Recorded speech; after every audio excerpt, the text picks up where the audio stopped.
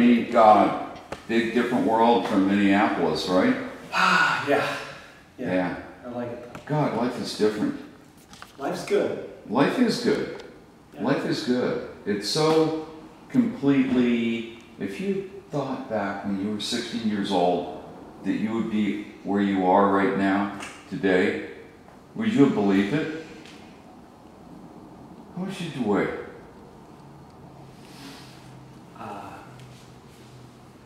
210, 220. Yeah, but you were like 5'8". I was shorter than that. It was like before you grew. Yeah. I mean, and you were you born heavy? Or did you get compulsive with eating? I mean, no, I was skinny up until middle school. And I don't know, I just, you know. Like, Were you insecure with like being, were you shy? Were you? I mean, no, I'm not shy. Then Then I'm shy. Then you were shy. Come on, I'm not shy. No, well, you can't be shy. I mean, working at an insurance company and selling insurance. I mean, Exactly. you've got to be out there and friendly Exactly. and completely composed and together and but it was a different world. I mean, You want me to take you back to high school? Yeah, take me back to high school.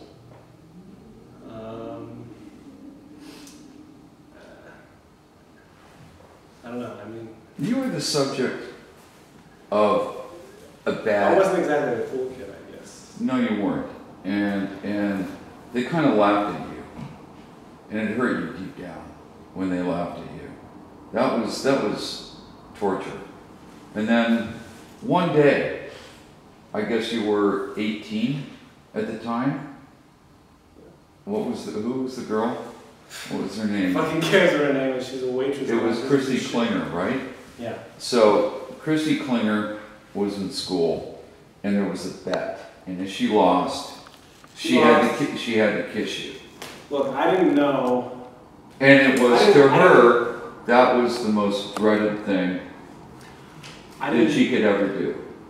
At the time, I thought she was. You thought she was a goddess. When she kissed me that day, I thought she meant it. And she was the cool girl, and she, you know, she was the cheerleader, she was dating on and off with the quarterback, and I thought that... But did you notice that after she kissed you, she ran off? Yeah. I mean, the whole fucking school found out about it. I was the laughing stock. And it doesn't fucking matter anymore. And then you found out that it was done as a bet. And if she lost, her punishment was kissing you. And from that, you ended up getting mononucleosis. Yeah, it was the best thing that's ever happened to me. I know. So Christy Klinger ended up like giving you like a deep kiss, and there you were, like nearly, you didn't eat for like, didn't they have to put you on an IV? Yeah. You watched your body kind of It like... got bad. I had like a liver infection too, and you know, it was looking pretty brutal. But Right. you know, I came out of it, and I think it was for the best. And, It was... Christy Klinger is you know. She didn't know what gift she was giving you. You know, she gave you mononucleosis, but she gave you new life. And then, like, what was it? Like, literally, you lost, what, 60 pounds? Over like 2 months. Yeah. 60 pounds, and then over the next year, you grew, like what? Record amount. I grew a few inches, yeah. Like 5? You know, puberty's a strange thing, but, you know. So, you reinvented yourself.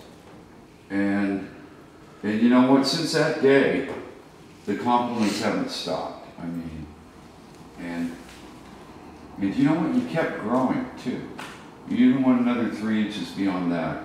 So, to look at you, no one would ever think you were fat, ever, a day in your life. I'm okay with that.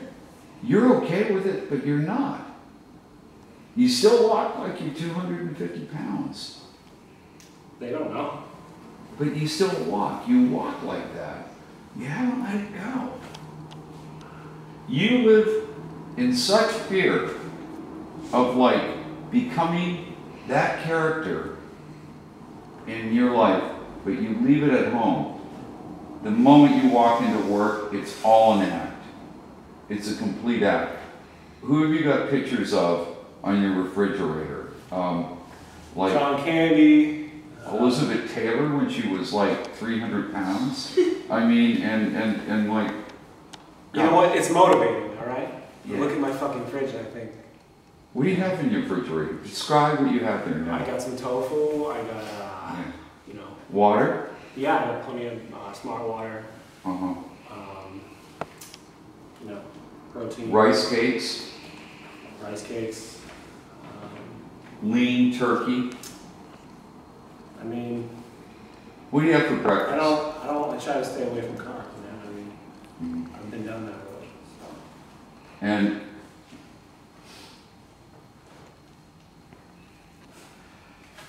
how is it now? Like, for you, like, you know, when, let's talk about work, first of all. How's it going? Works amazing. Works amazing. Okay. Impression.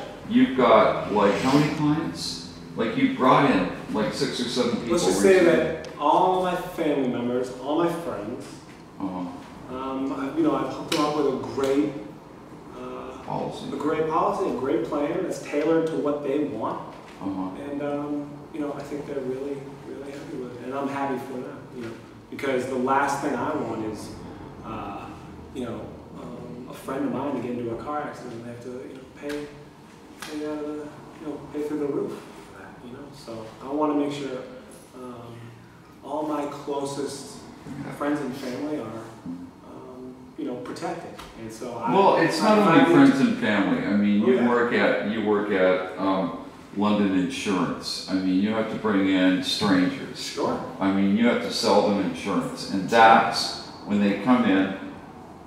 Your boss, John London, takes the new clients and puts them with you. You make them feel good. Now, there's a girl that works there. Everyone in the office is madly in love with her. Her name is Lana Monroe. She is, no one understands why she's doing what she's doing. She could be an actress, she could be a model, she could be anything.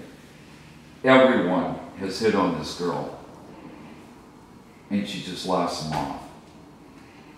But Lana likes you, and you can't believe it. You can't believe it for a whole bunch of reasons. You still think of yourself as that guy. You still think of yourself as a fat boy, and you can't understand why she would be attracted to you. And consequently, it really hurts your entire demeanor deep down, but you're hiding it. But Lana can't figure out why, when you go on a date, you don't invite her back to your apartment. Well, first of all, you don't want her to see the picture of John Candy in the refrigerator and Elizabeth Taylor. And, there's a few other people out there. But the truth is, you're a virgin, aren't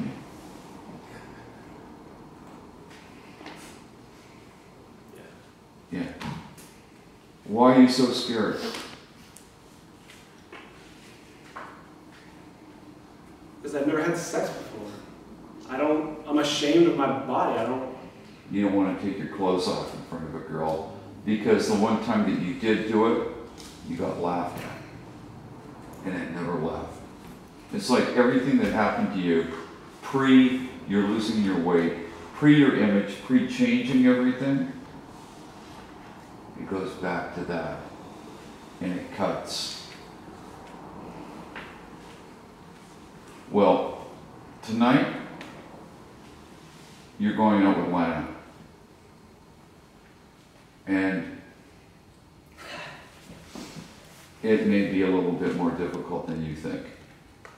So, but you're going to be at a restaurant having dinner, and I want you to close your eyes.